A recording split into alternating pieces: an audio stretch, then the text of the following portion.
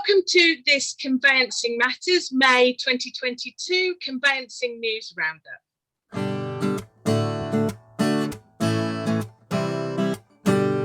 Welcome to Conveyancing Matters with Lorraine and Stu. Join us for a chat about all things property. So, Mr. Forsdyke, how the hell are you? I'm very good, thanks, Lorraine. How are you? Yes, I'm fine, thank you. So we're unbelievably actually already at our May 2022 Conveyancing Matters News Roundup. But to be honest, Stu, there's really only one piece of conveyancing news this month, isn't there? Oh, modesty will get you everywhere, won't it? It will, yeah. So what did you think? So we're obviously hot off the heels. You know, last week our Conveyancing Matters live show at the Hoxton 7. It went well, didn't it? Yeah, I'm really pleased. It was a great vibe. We talked about new builds, and it was just lovely to see so many people. Very kind of our lovely friends at Move Reports to support us and come along and buy everybody a drink. Our lovely boys, Mike, Darren, and Rich. I really enjoyed it. Did you? Yeah, I did enjoy it. Yeah, I was a bit nervous beforehand, speaking to sort of peers about a niche subject. It was really interesting, wasn't it, to get different people's slants on different things and coming up with new ideas and just generally chatting. Yeah, and I think you made an interesting point, Stu, actually, because a bit like Conveyancing Matters, really, we kind of had an idea in advance what we thought it might be, because at the end of the day it was a CPD event which attracted 2 CPD hours, but actually it was as much about the networking as much about people getting to know each other, people from different parts of the industry having the opportunity to chat to each other, and I think that was as much a part of the evening as anything else, don't you? Yeah, well, definitely. We all forget we're opposing each other most of the time, aren't we? Opposing lawyers, and therefore coming together to talk about sort of subject matters that affect us on a day-to-day basis is always really interesting, isn't it? Yeah, and actually, well, of course, it was nice to have a sort of nice mix of people, and of course, some lovely people that have supported us throughout our Conveyancing Matters journey. Sean Spalding came to see us, obviously lovely Duncan from Gazelle, the reservation agreement company. It was just really nice to have people there who we've sort of seen on screen, but not necessarily in the flesh. And of course, lovely Ewan, who's defecting, really, isn't he, from pure property to property litigation. And of course, some of his observations and chats as we were talking, Stu, were really interesting, weren't they? So yeah, definitely brought us some really valid points that I think even us had not really considered before. Yeah. So no, that's the beauty, isn't it? That's the beauty about all getting together in one big room, where you've got a relaxed forum to chat, rather than something that maybe sort of be pre-scripted or already arranged in advance. It's the ability to sort of ad hoc and talk about subjects that we may never have thought about and go down roads that potentially we wouldn't have done otherwise. Yeah, exactly. The conveyancing cul-de-sac, as I call it. Although quite often, Stu, when I'm teaching, I go down the conveyancing cul-de-sac and then forget where I am and can't reverse back up. But no, I really enjoyed it, and I think what we wanted to do was create a different vibe and a different feel for and not do a traditional CPD event. And I certainly would say, particularly given that we did it at Hoxton 7, which was lovely, I think we achieved that, didn't we? Definitely. It was certainly relaxed.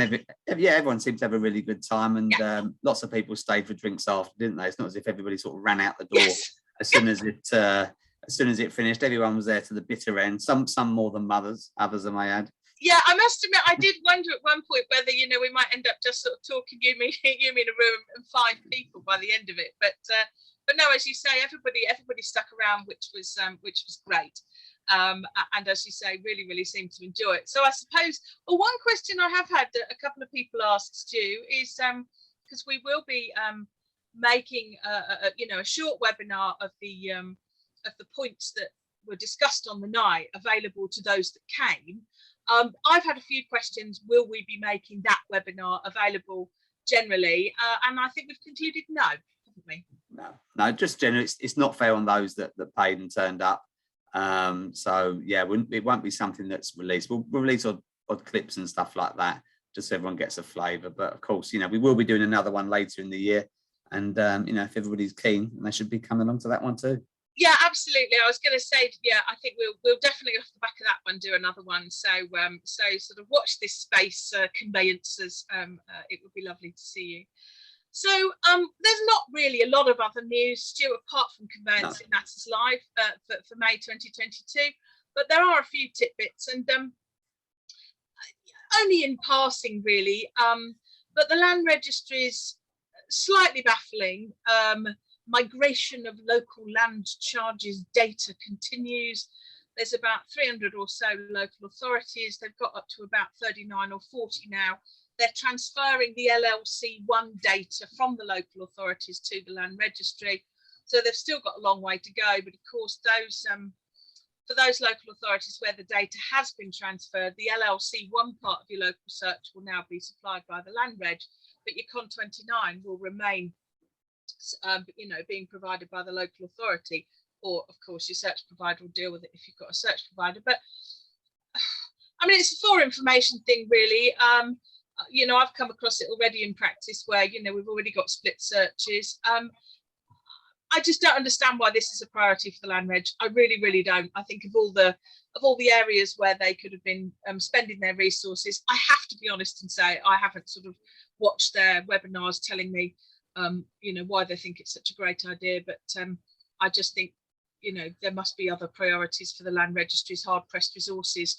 They do put up in the same breath data on how their applications are going, and complex applications can still be taking 8 to 12 months. So I think why anybody thought millions of pounds worth of resources going into a migration of local land charges data, I simply don't know. But I think you're hitting the nail on the head there, aren't they? It's what affects us, on the front line at the moment, certainly. There's too many clients that maybe looking to flip properties and whatnot, and having the sort of volume of registration still being outstanding is not really helping the industry, is it? No, not at all, not at all. Again, a sort of an in passing. I mean, I make a bit of a point when I put stuff in courses or in the Practical Lawyer, which I write most of every month, things that are definitely in force rather than things that might happen. Because if we spent our time talking about the things that might happen, most of them never do. But I mean, Michael Gove, Department of Levelling Up, sort of mentioned a bit of a blast from the past that most of our viewers won't, have any reference points for at all, Stu, but apparently very much an early stage project. But apparently there's been a suggestion that first-time buyers, Stu, might be able to take out insurance against default so that they can get a mortgage. So first-time buyers being able to take out an insurance product against default to essentially protect the lender in the event of default by the first-time buyer. But Stu, sounds a little bit like the old mortgage guarantee indemnity policies to me. I mean, are you a bit too young to remember them, or miles too young? I can't remember anything like that. But did your nan tell you about them? Well, once upon a time, but just it's same old again, isn't it? It's regurgitating the same stuff that didn't particularly work before. So you wonder why on earth it might work again. It's maybe a lack of forward thinking. To me, it's just the same old stuff, brought up again, isn't it? Yes, I mean, for the benefit of the young people, mortgage guarantee indemnity policies were quite literally a product that borrowers had to, as a condition of the mortgage, take out, particularly if the loan to value was quite high. And again, with exactly the same underlying premise, as I understand it, the policy was, an insurance against default. But they became a fairly discredited product, as indeed did endowment insurance policies back in the day. And the lenders completely rode away from making any form of insurance a precondition of the mortgage, because they didn't want to be tainted by, having said to the borrower, you have to get this product as a condition of this mortgage. So the lenders washed their hands of all that. And therefore you do wonder whether, whether they're going to clamber on board with potentially another idea. Whether you just would have, I mean, I've no idea of the figures, and I'm sure some of our viewers might make comment here, but are people defaulting in terms of mortgages on the up? Is that more than it was 20 years ago? Well, where are we with that? the reality is, well, I think the current market is that, you know, first time buyers need such an enormous deposit that I suppose part of the argument is, given that, you know, property prices are, I don't know, whether they 55 grand higher than they were pre-pandemic. So first time buyers are simply just finding it incredibly hard to get on the ladder in the first place. So I suppose this product, the idea behind it is it's to presumably persuade lenders to you know, maybe lend more.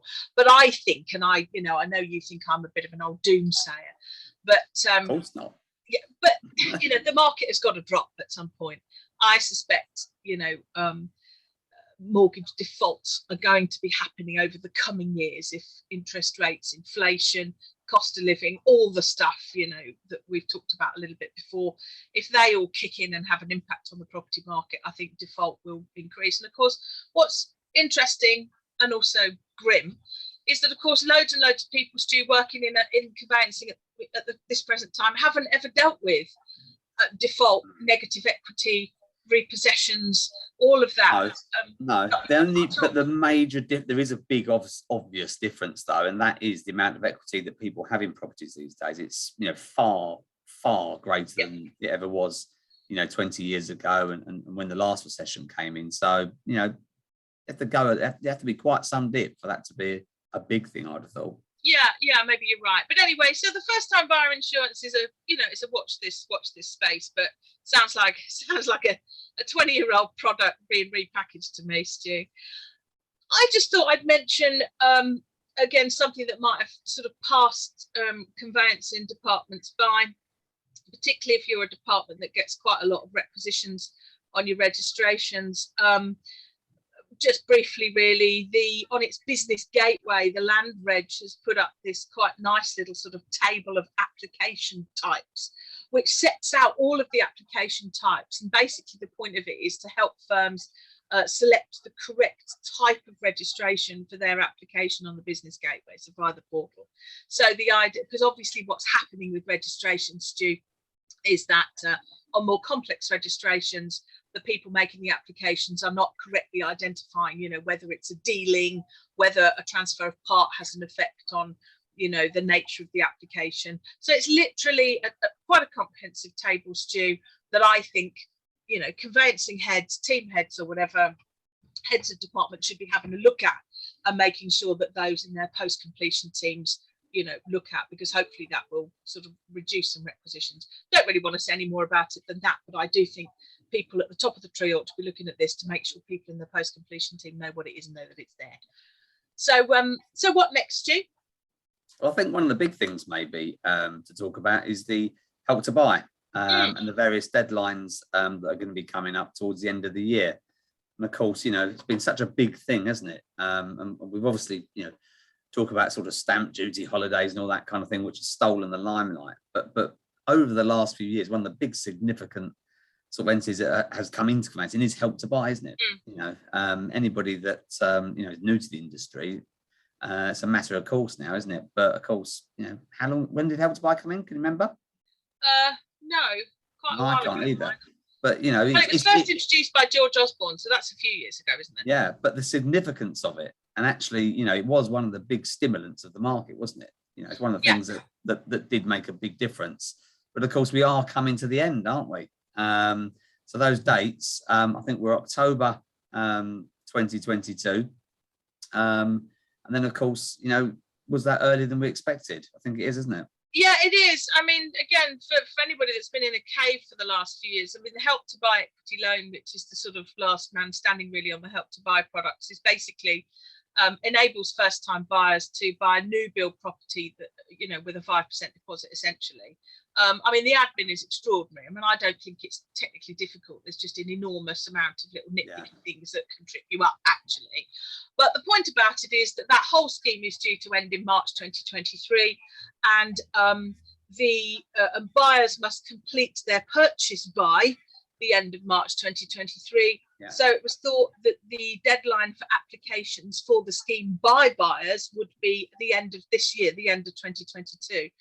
But Homes England has sort of slipped out on its website a week or so ago, a couple of weeks ago, a new deadline. So I mean, this will impact on conveyances to some extent, because applications by the first time buyers for the Help to Buy equity loan scheme will now close at 6 p.m. on the 31st of October 2022. So that is earlier. That's a good couple of months earlier than everybody originally thought.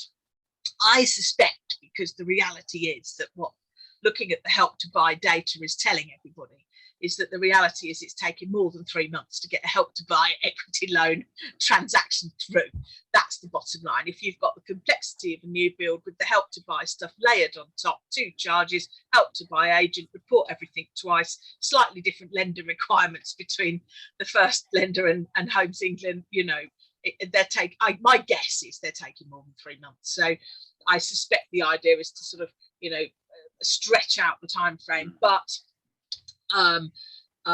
you know, I think conveyancers who particularly involved in the Help to Buy side of things need to make it clear to their clients, or potential clients, that the scheme actually closes to new applicants on the 31st of October, and those completions have got to be set up and done and finished as things stand at the moment by the end of March 2023. So I think your peak and trough points too that you've made very eloquently in the last 18 months.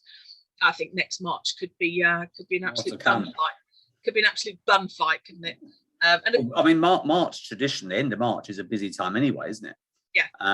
So adding this into the equation, yeah, it will be another peak. Yeah, I think so. And also, I think, and bless him, it was actually your lovely Miles who you know, gave me some really helpful information to because I did the Help to Buy webinar that's going to that's accompanying our Conveyancing Matters live info. But and Miles sort of said that, you know, one of the issues is that if you go back to a Help to Buy agent on a point, your question, you know, if you have to go, if they reject something, your matter just goes to the bottom of their list again, and you have to work your way up. And I think that would just, that timing wise, I think it's just be a massive challenge for conveyancers. And I think if anybody's looking to instruct a conveyancer on a Help to Buy, you know, from the 1st of January onwards next year, I think the firm needs to look very carefully either at its fees or its timeframes, or whether it wants to do the work, to be honest. Yeah, no, definitely.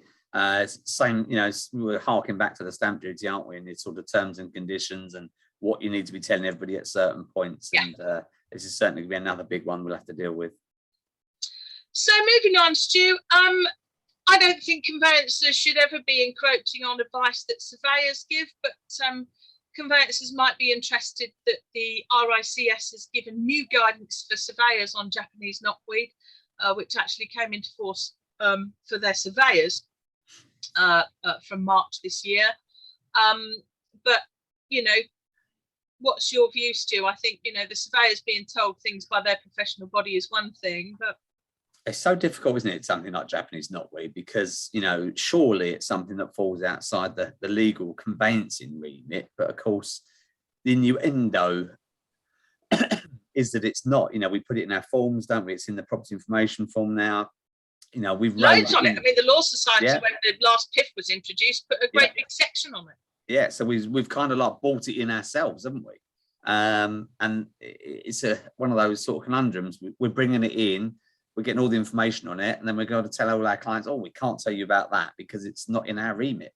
You know, it's got to be something that the surveyor deals with. You know, we've got absolutely no idea really what we're talking about in terms of the severity of something that may be there, that may not be there. And you know, we just have to sort of make sure we sign it off properly with our client and the advice we give that, you know, this is a problem. You need to seek, you know, proper advice from surveyors and experts in that field. Yeah, in the field or the back garden. Yeah, I mean, our conveyancers might want to have a look at the RICS guidance that's been introduced. You know, I think the reality is too that almost irrespective of the view the surveyors take, it's going to be the lenders that drive the requirements at the end of the day. No, without that, yeah. You know, I think that's probably the issue there. Smallish thing, those people who use the portal every day are almost invariably aware of this, so I don't want to over egg it, but something that I always thought was quite a risk for conveyancers. The land registries view my applications function on the portal, which only that particular user could view their own applications, which, as I say, I always thought was a bit of a risk, because if somebody left or was ill or on holiday, then it would be harder for firms to track what was happening on sort of other people's portals and land reg applications. But the land reg, to be fair, have listened to that. So just in case firms haven't picked up on this yet, view applications is what it's now called. So from the 12th of May, the Land Registry have sort of increased the functionality, and portal users can search their own applications and those of colleagues. And again, I don't really want to say much more about it than that's due, but I just think that's a useful amendment, really, to that particular function. More than useful. That is something that really helps us. Yeah. And I do think that's really, I've always seen it as a risk, and conveyancing firms and team leaders and heads of department just need to ensure that they're post-completion teams, and indeed the fee earners responsible for the damn files, I might add, are aware, so that it's just easier to track the progress of land registry applications. So view my applications has now become view applications. So what next, Stu? Anything else? I think we were going to mention the Canadian company Dye & Durham, weren't we? And their sort of potential buying up the world at this rate. Buying up the search world.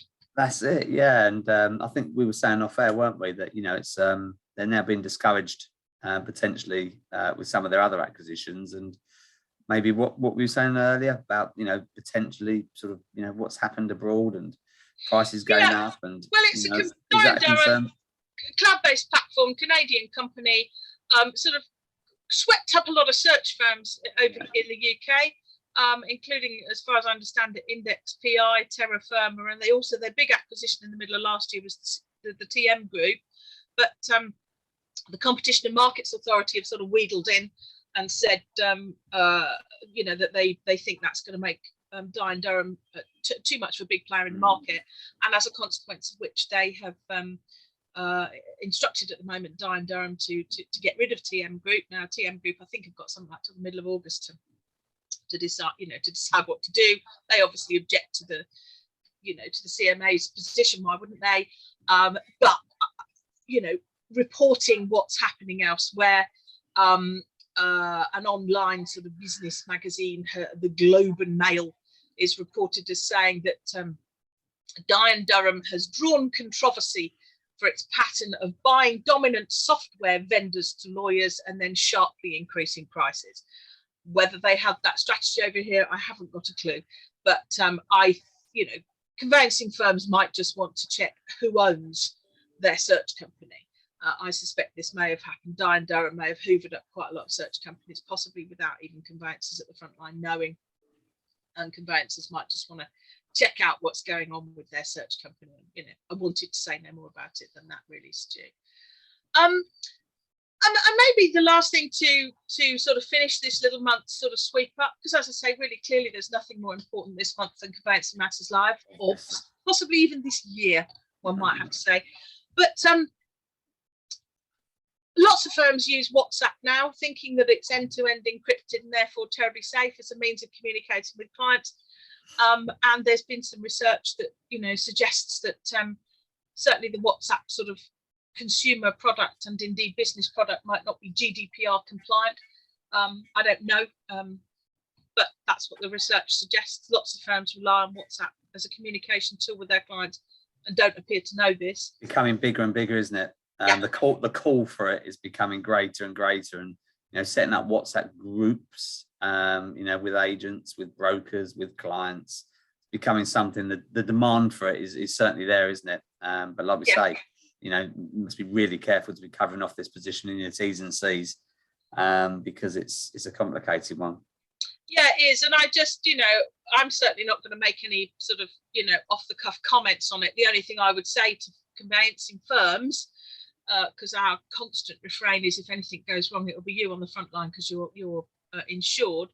And of course, if you set up the WhatsApp group, it's you that's going to get the GDPR fine if you're not complying. Is if you are not sure that your particular WhatsApp product and your terms and conditions, as Stu says, aren't GDPR compliant, then you should be just getting specialist advice on it to make sure that they are. I think this is the business as well as the personal one, isn't it? It I is. think it's both, Yes. isn't it? Yeah. Yes, there are issues around both. According to, and if anybody wants to look it up, there's research that's reported by an organisation called Your Business Number.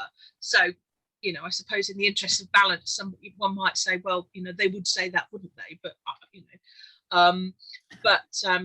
irrespective of who said what in relation to research or otherwise, you know, our communications must be GDPR compliant. You know, records of data must be obtained. You know, clients must have the right to be forgotten. They've got to opt in. T&Cs must make it clear that there's a positive opt-in to a WhatsApp structure. And if firms have just set up WhatsApp groups just on the basis of thinking it's end-to-end encrypted, we're safe, all we're suggesting is that you check, really. So, Stu, that's a bit of a sweeper up for May 2020. Big bank holiday coming up, Jubilee, Bunting, etc. Yeah. So I will see you probably in about a week. Okay. And hope you have a good long bank holiday. And hopefully fairly soon we will have another save the date. Fingers crossed, that's it. That's it. Yeah, I hope all conveyancers managed to have a nice sort of 4-day break, well deserved. Yes, absolutely. You don't have too many completions this Wednesday. Oh yeah, well, good luck, mate. Take care. Take care, see ya. Bye.